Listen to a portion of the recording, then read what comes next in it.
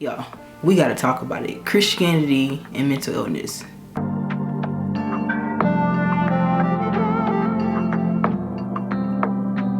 What's up, guys? Welcome to the club where everybody's welcome and anybody can join. If you are new to the club, welcome. And if you have been here, thank you for coming back. I'm really appreciative that you clicked on this video, and I hope you will join by subscribing and turning on that bell so that you can notify whenever we have more meetings.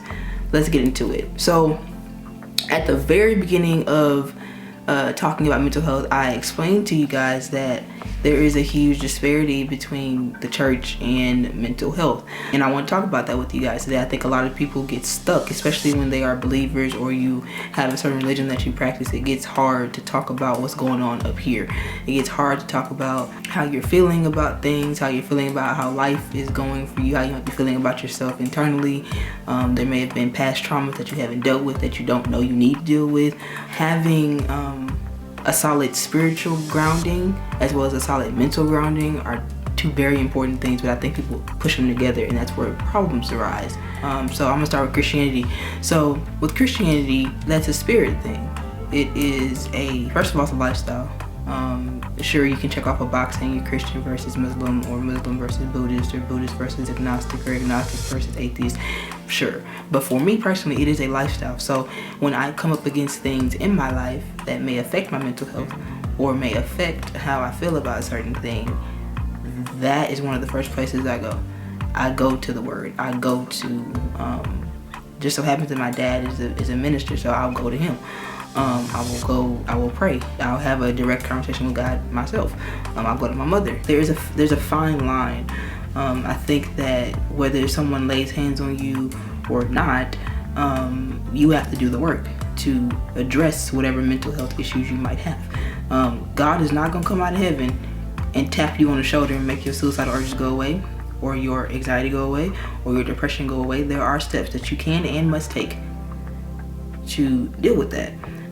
And that's something I had to realize. I was waiting on him to come out like, look, I know you don't want me to be like this, so what you gonna do about it? Not realizing that I had to do something about it. It was in my power to do something about it. Doubling up to Christianity is another undergirding, is another way to undergird your practices of mental health. I will say that. I think that, so say, for me, I'm dealing with suicidal urges, right? And I start journaling and I start reading my word. Now that's the spiritual component, because once you take out the suicidal urges, you have to replace it with something that is going to nurture the newfound freedom that you have. Because if you just leave it empty, that suicidal urge is going to come back. The word talks about that. You can rebuke the devil and he will flee, but best believe he coming back with 7 more. It's how it goes. Once you take something bad out or something good out, you have to replace it with something else. You have to fill it with something that is going to make sure that space is no longer empty, so that when it does try to come back and attack you again, you are fortified, you are strong, and you are able to withstand it. Now, will you get it right every time? Of course not.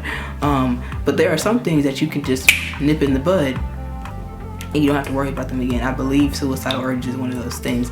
I think that if you allow yourself to keep going down that road, then you just end up back in that space. But there are spiritual teachings, spiritual beliefs that I have as a Christian that influence my mental health. Like, we've heard it all the time, I'm the head and I'm not the tail. I'm above and beneath. No weapon formed against me shall prosper. Those types of things. Even stuff like Jeremiah 29:11, God knows that the plans for me, meaning that this will not last. That my latter days are greater than my former days, that all things work together for the good of them that love the Lord. Like, all those types of things, having that kind of stuff in my heart and in my soul, it helps me get through the humps. I encourage having some sort of spiritual foundation especially when you're dealing with matters of the mind, matters of the heart, and matters of the soul. It's so important. It is crucial. It is fundamental. Otherwise, you're just out here on your own, just.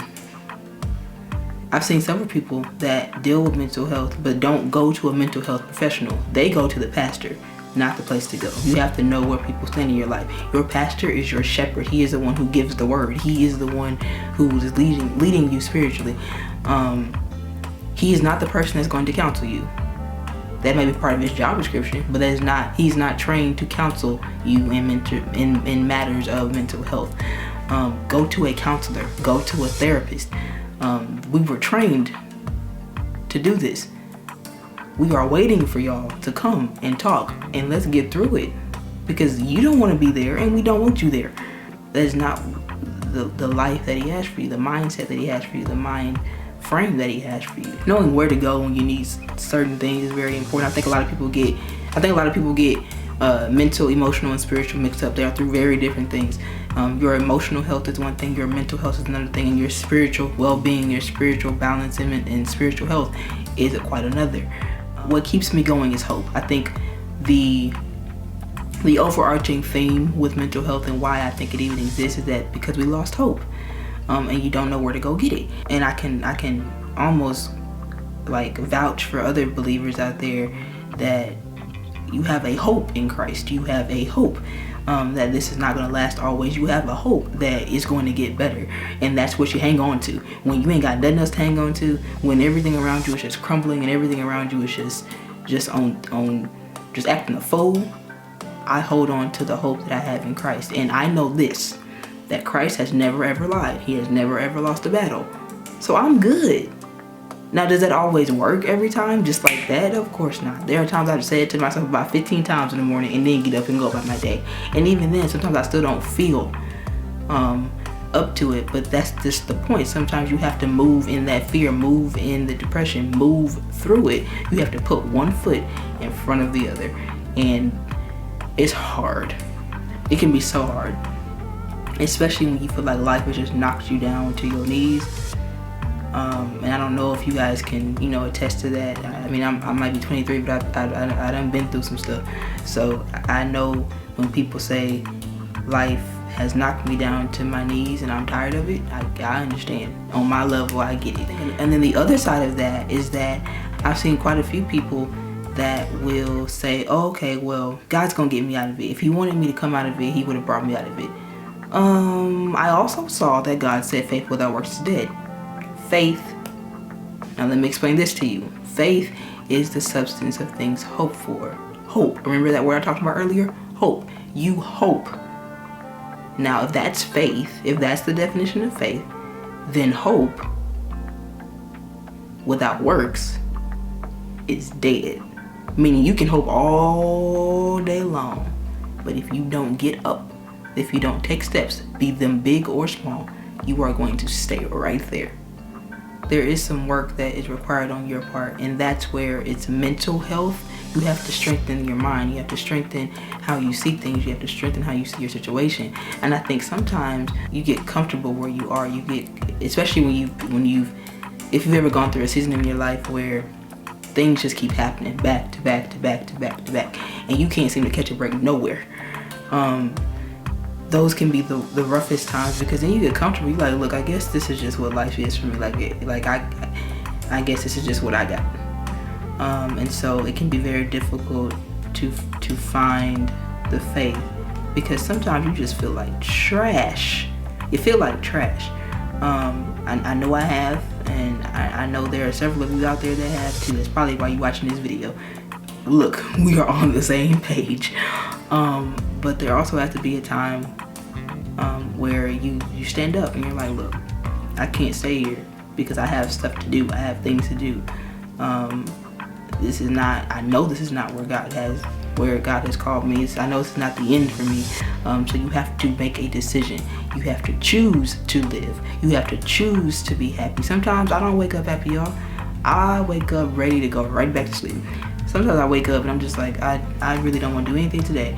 But then I think about y'all, and I think about the people that may have watched my videos. I think about the people that are assigned to me, because there are people assigned to you.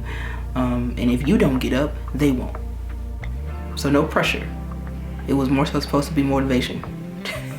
But yeah, you have to understand where Christianity and mental health collide, where they join, where they coincide, all of those wonderful things.